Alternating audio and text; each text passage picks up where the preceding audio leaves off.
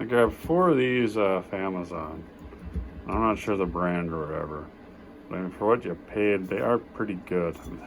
The grease zerk is super humorous to me. Like, we can put a grease zerk in, but we can't manage to get rid of this. If you take this apart, which I already have done, it's just a 1/2-inch bolt. Never checked if it is an actual 1/2-inch bolt or not.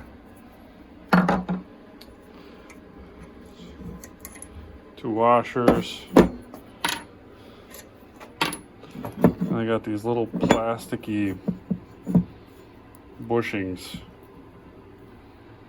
I'm gonna try to put these in here. These are the closest ones I could get. That's the McMaster part number.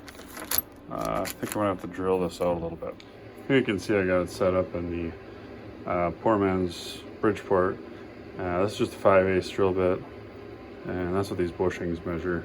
1/2 by 5/8 by, I don't even know what that color is, or depth 1/2 or something. So yeah, install.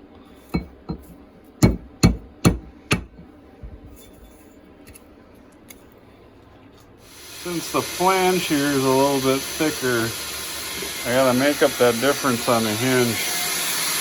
I'm just doing that on the sander here.